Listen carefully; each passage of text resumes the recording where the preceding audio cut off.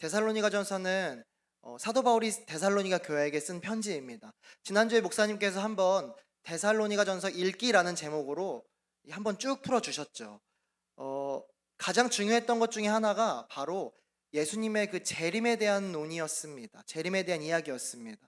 정확하지 않았기 때문에 재림에 대한 그 개념이 사도 바울이 다시 한번 좀 재림은 이렇다, 예수님은 이때 오신다라고 풀어주는 성경이 오늘 데살로니가 전서입니다.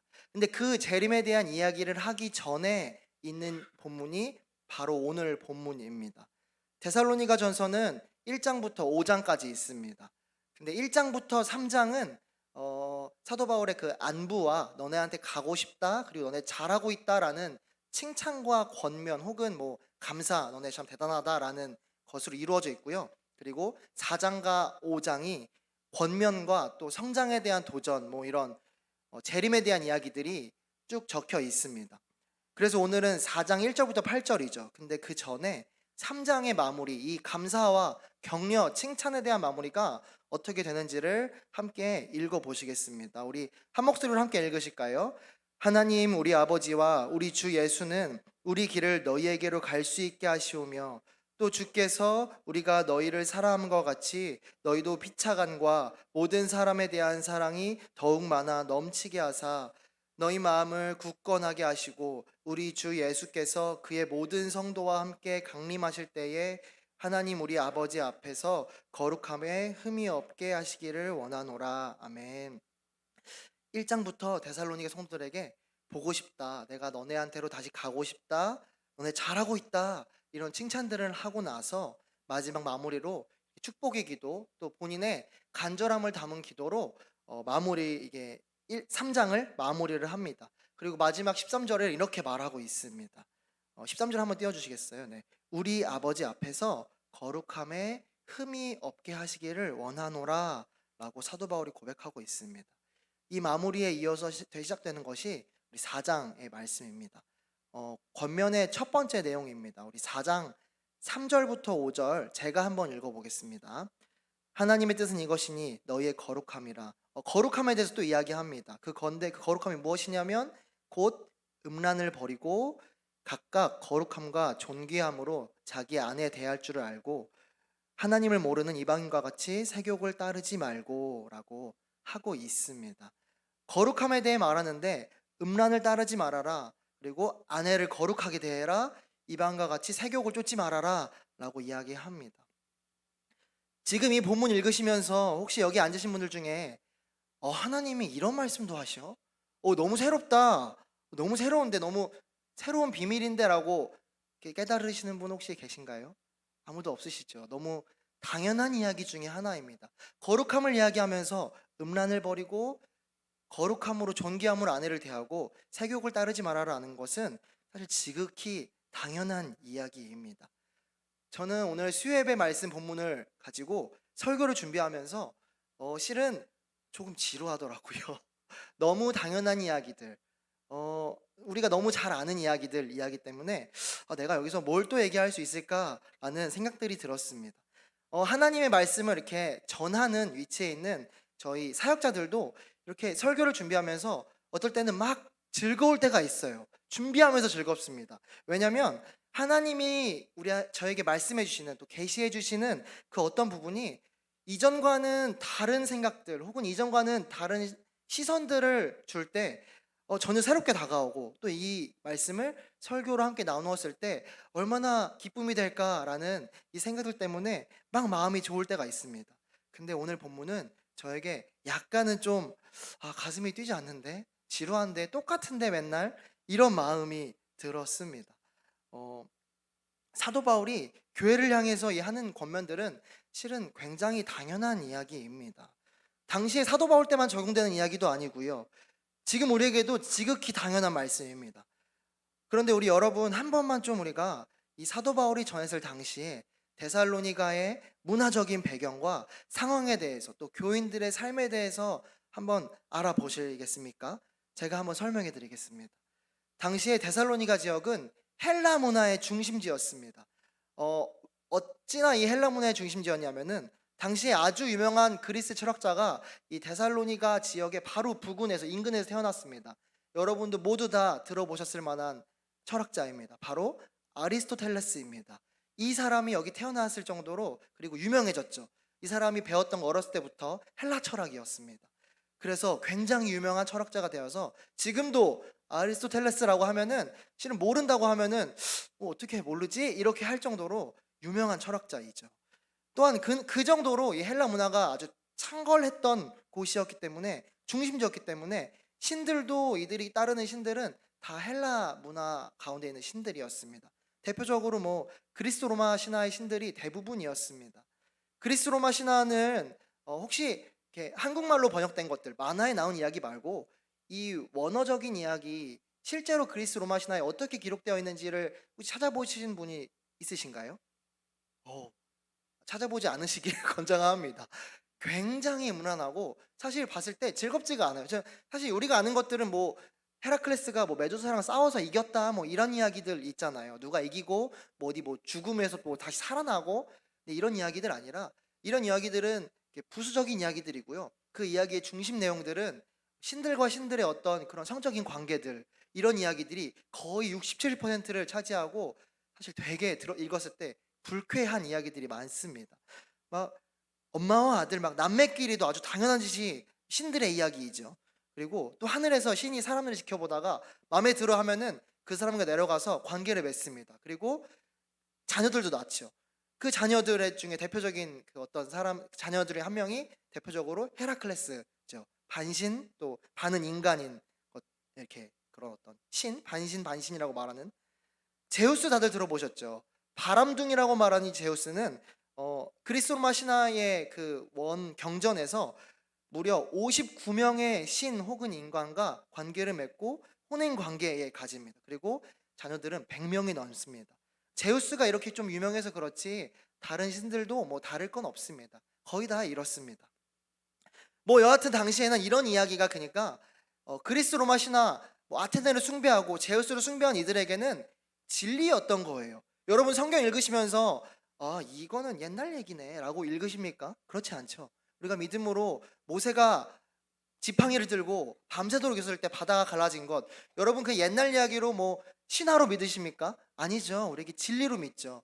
그 정도로 그리스 로마 신화의 음란한 이야기가 데살로니가 지역에 사는 많은 사람들에게 진리로 받아들여졌습니다. 성경이었다고 생각하시는 것이 우리에게 이해가 쉬울 것 같습니다. 그래서 당시에 로마 특별히 남성들에게는 제약이 없었어요. 유명한 어떤 그 유명한 서신 중에 하나인데요. 유명한 서신 중에 하나인데 이렇게 사람들끼리 하는 서신 중에 로마의 어떤 남성들을 향해서 쓰여진 서신인 것 같아요. 근데 그 서신이 어떻게 쓰여 있냐면 너네들 성적인 것에 대해서 자유롭게 하는데 한 가지만 조심해라. 그것이 무엇인 줄 아십니까? 너무 많이만 하지 말아라 라는 말입니다. 이런 말이 있을 정도로 당시에는 엄청나게 개방된 문화였습니다. 일부 다처제는 아니었지만 결혼을 했건 안 했건 그들의 성적 방탁에는 도덕적인 윤리적인 제한이 없었습니다.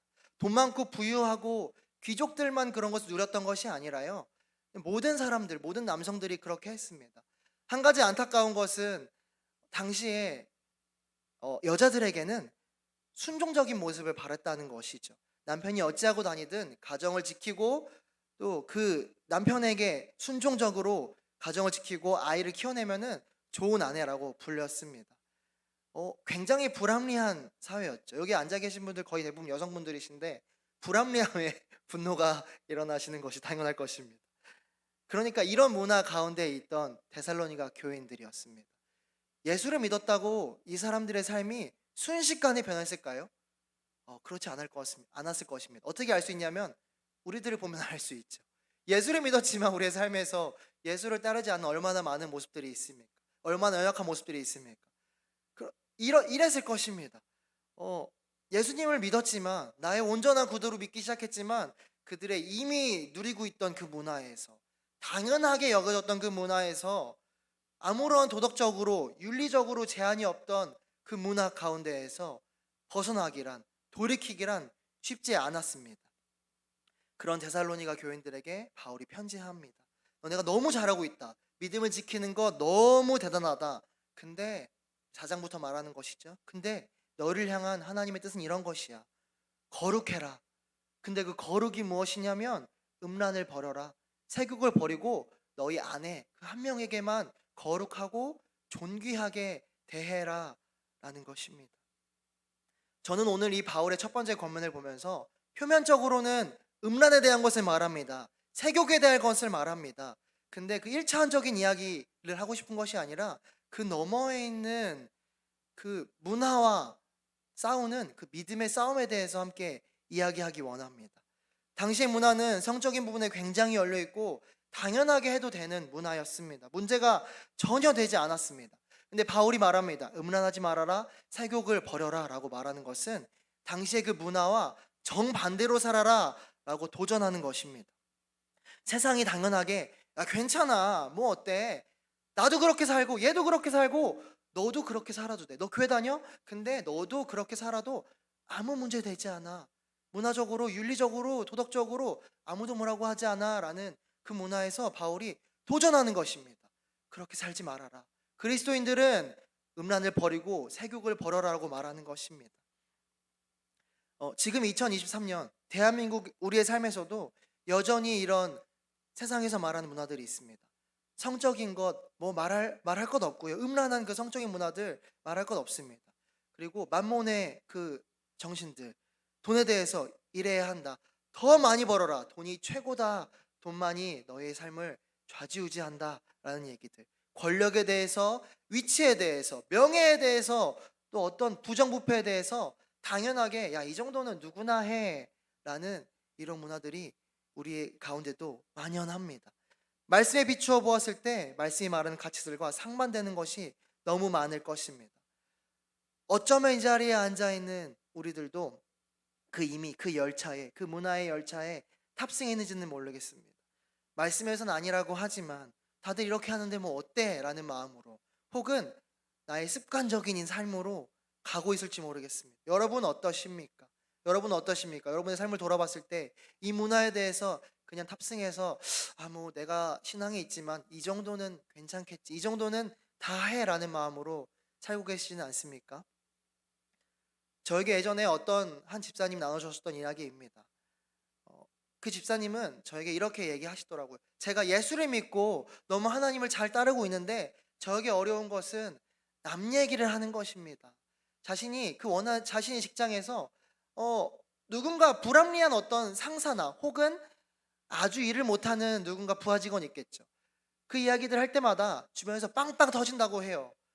그 이야기를 하고 그 이야기를 비꼴 때마다 아주 즐거워한다고 합니다. 그것이 자기가 너무 즐겁다고 느낀다고 합니다. 근데 그것이 잘못된 것인 줄을 알아요. 그것이 웃음거리로 만드는 것, 험담을 하고 남을 비꼬는 것, 그것이 잘못된 것인 줄 아는데 자기가 지금 예수를 믿고 열심히 교회 나간다고 생각하고 있음에도 불구하고 그 생각을 안 하는 것이 너무 어렵다고, 그것을 반대로 사는 것이 너무 어렵다고 나누시더라고요. 여러분, 남 얘기 좀 하면 안 됩니까? 다들 하잖아요. 우리 어딜 가도 다들 하는 게 남 얘기입니다. 내 얘기하는 것보다 더 재밌는 것은 남 얘기잖아요. 카페 가면 무슨 얘기합니까? 절반은 내 얘기, 절반은 남 얘기합니다. 그리고 사실 이 집사님의 이야기를 따르면 그 사람이 정말 잘못한 거, 일을 너무 못하고요, 상사가 불합리하게 대합니다. 아무 이유 없이 욕하는 것이 아니라고요. 할 수 있잖아요. 근데 이런 것들을 사도 바울 오늘 말씀에서 거룩한 것이 아니니 버려라, 따르지 말아라 라고 이야기합니다. 여러분, 사단 어떻게 생기지 아십니까? 사단? 다들 보신 적 있으시죠? 악마 사단 없으세요? 제가 오늘 설명해 드리겠습니다. 여러분, 사단이요, 제가 봤는데 뿔이 없더라고요. 그리고요, 여러분, 사단 그 박쥐날개 이런 게 없더라고요. 창도 안 들고 있고요, 아무것도 들고 있지 않더라고요. 여러분, 제가 봤던 사단은 어떻게 생겼냐면요, 구찌 양복을 입고 있고요, 그리고 아주 예쁘고 아주 잘생겼어요. 그리고 좋은 차도 있더라고요. 좋은 집도 있고요. 그리고 우리에게, 저한테 좋은 것들, 좋아 보이는 것들 주더라고요. 그리고 손 내밀고 뭐라고 하는지 아세요? 내 손 잡아봐. 나와 같이 가면은 내가 너한테 이런 것들 다 줄게 라고 말하더라고요. 잡고 싶어요. 너무 잡고 싶어요. 사단이 뿔이 있고 날개가 있고 막 이러면은 여러분 다 피하겠죠. 아우, 이거 아니야 라고 피하겠죠. 하지만 그 손을 잡고 싶더라고요. 여러분, 이것이 사단의 모습입니다. 우리 삶에 찾아오는 그 사단의 계략은 이런 것입니다. 누구나 다 알지 않아요? 막 찾아왔을 때 이건 너무 큰 죄야라고 피하면 너무 좋겠어요. 그러나 그렇지 찾아오지 않습니다. 좋은 양복을 입고 아주 멋들어지게 찾아와서 이 손을 잡으면은 내 인생이 조금 더 즐거워지고 잘 될 것 같습니다. 누구나 이런 거 잡고 있는 것 같습니다. 이런 것이 사단의 모습이죠. 우리 함께 6절 한번 읽어보실까요? 함께 읽겠습니다. 이 일에 분수를 넘어서 형제를 해하지 말라. 이는 우리가 너희에게 미리 말하고 증언한 것과 같이 이 모든 일에 주께서 신원하여 주심이라. 네, 조금은 어려운 말들인데요. 쉽게 말씀드리자면, 너네 음란하지 마, 세욕을 따르지도 마, 그리고 너네 꼭 그렇게 해야 돼. 근데 그 일에 너네 다른 사람이 아니라 너나 신경 써라는 것입니다. 분수를 넘어서 형제를 해하지 말라는 말은 쉽게 말하면 너네 남 신경 쓰지 마라는 것이에요. 그리고 뒤에 주께서 이 모든 일에 주께서 신원하여 주심이라는 말은, 신원이란 말은 주께서 징계하신다, 갚아주신다라는 말입니다. 그러니까 한마디로 너나 잘해라는 것이죠. 음란함을 이런 것을 따르지 말고, 그리고 너나 잘해라고 하는 것입니다. 데살로니가 지역을 너무 잘 알았던 바울은 그 교회 안에서 자신이 이렇게 4장 1절부터 8절 음란을 따르지 말라는 말에 모든 사람이 아멘이라고 반응하지 않을 것을 잘 알고 있었어요. 어떤 사람들은 따랐겠죠. 근데 어떤 사람들은 여전히 그 삶과 싸워가면서도 그 삶에 넘어져서 계속 방탕했을 겁니다. 음란했을 것이에요. 그때 그들 사이에 누가 의롭고 누가 불의하냐라는 그런 논란이 일어나지 않기 위해서 바울은 이렇게 말하는 것입니다. 우리도 그렇습니다. 교회 안에서 우리는 매주 목사님의 같은 말씀을 듣습니다. 그러나 모든 사람들이 같은 적용을 하지 않습니다. 나에게 적용하면 너무 감사하겠지만 저 집사에게 적용하기도 합니다. 저 권사에게 적용하기도 하고 저 사람에게 적용하기도 합니다. 2주 전의 일이었습니다. 저는 예사랑부를 맡고 있습니다. 예사랑부 설교를 하는데 예사랑부 예배에 오시면 너무 즐거운 일이 많습니다.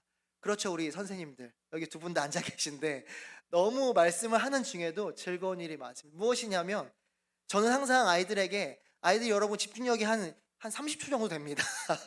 30초마다 질문을 해줍니다. 특별히 중요한 일은 뭐 예를 들어 오늘의 그 말씀의 결론이 사랑이라면 여러분 사랑해야 돼요 라고 꼭 이렇게 물어봅니다. 그럼 애들이 네 아니요 라고 대답해 줍니다. 그날은 이제 자비로우심으로 우리도 그 하나님의 자비로우심으로 친구를 도와줘야 해요 라는 것이었어요. 그래서 제가 아이들 시선을 또 집중시키기 위해서 마지막쯤에 여러분 우리 친구들 도와줘야 돼요 아니에요 라고 질문했어요. 우리 앞에 우리 5세 친구들이 앉아 있는데 우리 그중에 우리 오늘 예배에 같이 왔는데 우리 최유아 어린이가 손을 딱 들더라고요. 그래서 그래 우리 유아 왜? 이러니까 어떻게 해야 돼요? 그러니까 저는 이제 도와줘야 돼요 라고 말할 줄 알았는데 전사님 그런데 오늘 미안해요 우리 시윤이가 제 얼굴 3번 밀었는데요 라고 말하더라고요. 그래서 시윤이 옆에서 또 미안 이렇게 하지 않고 시윤이 똑같이 옆에서 너도 내 얼굴 밀었잖아 라고 하더라고요. 여러분 이 아이들에게 누가 가르쳐줬습니까? 말씀 들었을 때 너 옆에 있는 사람도 지켜봐라고 가르쳐줬습니까? 아무도 가르쳐주지 않았죠. 이 어린 아이들도 얘기를 들었을 때 그냥 네라고 하면 되는데 바로 떠오르는 거예요.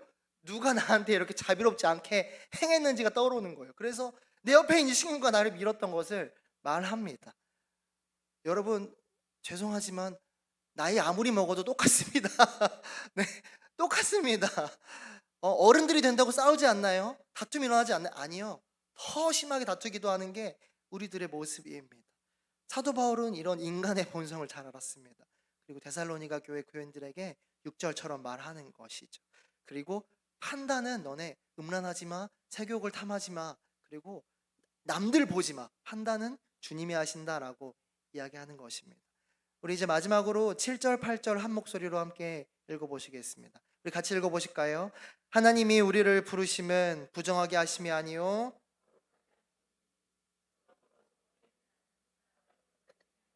너에게 그의 성령을 주신 하나님을 저버림이라.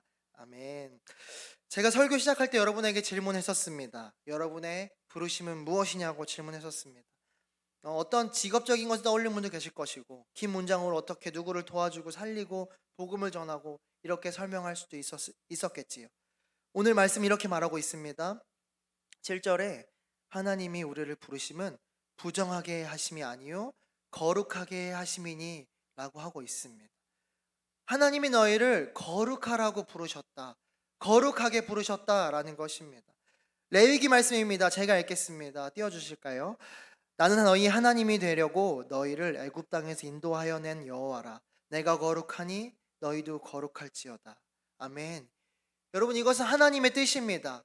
갑자기 어떻게 신약 때 와서 생긴 것이 아니라요, 아주 그 먼 옛날 출애굽 때부터, 태초 때부터 하나님은 우리를 거룩함으로 부르셨습니다. 내가 거룩하니 너희도 거룩하라라고 하셨습니다. 어떤 위치에 있든지, 직업이 무엇이든지, 설령 아무 직업이 없고 아무 위치가 없더라도 거룩함은 우리 모두가 따라야 할 부르심입니다.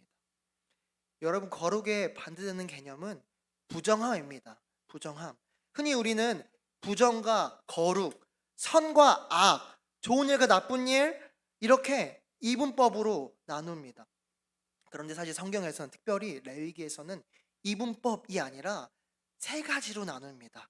무엇이냐면 부정과 정결과 거룩, 세 가지입니다. 단계라고 생각하시면 될 것 같습니다. 부정, 정결, 거룩, 이 세 가지 단계입니다. 우리가 얼마 전까지 레위기의 제사들을 열심히 큐티했습니다. 묵상했습니다. 이 제사들의 목적은 여러분, 거룩이라고 말하기보다 정확하게는 죄사함, 정결입니다. 그럼 왜 제사는 정결을 말하겠습니까? 거룩함을 말하면 더 좋잖아요. 왜 거룩함을 말하지 않고 정결을 말하겠습니까? 여러분, 제사의 목적은 정결이지만 정결함의 목적은 거룩입니다. 정결하게 된 그 진영에, 정결하게 된 그 사람 가운데 거룩하신 하나님이 임재하시는 것이죠. 정결은 자연의 상태입니다. 부정도 거룩도 아니고 그 중간의 자연의 상태. 어떤 것들이냐, 우리 삶에서 이런 것입니다. 여러분, 식사하시는 것 부정한 것입니까? 혹은 거룩한 것입니까? 여러분, 밤에 시간이 돼서 자는 것 부정한 것입니까? 거룩한 것입니까? 난 거룩하게 자. 아니, 난 부정하게 잤어. 이런 사람 없지요. 정결한 것입니다. 그냥 우리의 자연의 상태인 것입니다. 자연스러운 것이에요. 레위기 말씀 다시 한번 보여주시겠습니까? 레위기 말씀 11장 45절 마지막에 내가 거룩하니 너희도 거룩할지어다. 이 하나님의 말씀 우리가 너무나 잘 알고 있습니다. 그래서 거룩해야 하는 것이구나, 내가 거룩하게 살아야 하는 것이구나 잘 알고 있고 그렇게 살려고 합니다. 그리고 우리는 실제로 이렇게 삽니다. 죄 짓지 말자, 죄와 싸우자, 남을 해치지 말자, 남에게 해를 끼치지 말자, 험담하지 말자, 죄에 대한 것을 하지 말아야겠다라고 생각합니다. 근데 이렇게 하다 보니 엄밀히 말하자면은 여러분, 우리는 거룩을 쫓는 삶보다 정결함을 쫓는 삶에서 그치게 됩니다. 두 개가 사실은 거의 한 끗 차이입니다. 그러나 저는 오늘 이것을 조금만 더 단계를 나눠서 설명하기 원합니다. 우리가 정결함을 따르는 삶, 죄를 짓지 않는 것에서 머무르는 것이 아니라 우리의 마음이 하나님의 뜻으로 가득한 삶, 즉 거룩을 행해야 하는 것이 우리 삶의 부르심인 것입니다. 단순히 죄를 짓지 말자가 아니라 하나님을 따르자, 우리 마음이 하나님으로 가득 차서 그 하나님의 뜻을 따르자라는 것이 우리 삶의 목표인 것입니다. 내 습관대로 사는 것이 아니라 하나님의 말씀에 비추어서 살고, 모두가 야, 그 정도는 괜찮아, 그건 죄도 아니야 라고 말할 때, 아니, 나는 이것이 아니라 하나님의 말씀을 따르기 원해 라고 하나님의 말씀에 한 걸음 더 나아가는 삶, 그것이 거룩입니다. 거룩과 정직함으로 내 삶의 방향을 조정해서 그 삶을 걸어가는 것, 그것이 거룩인 것이죠. 그 자리에 머물지 마시고 여러분, 거룩함을 향해 나아가시기 바랍니다. 여러분, 우리 마지막으로 제가 한 가지 예화만 들고 오늘 마무리하려고 합니다. 여러분, 우리의 팔 어떻게 생겼나요? 우리 팔 한 번만 이렇게 옆으로 들어보시겠습니까? 팔 한 번만 살짝 들어보시고, 여러분 팔 한번 굽혀 보시겠어요? 높이 마시고 이렇게 굽혀 보세요. 팔 여러분 어떻게 굽히셨어요? 지금 다 안으로 굽히셨죠? 혹시 지금 이 자리에 이렇게 거꾸로 반대로 굽히신 분 아무도 안 계실 것이라 생각합니다.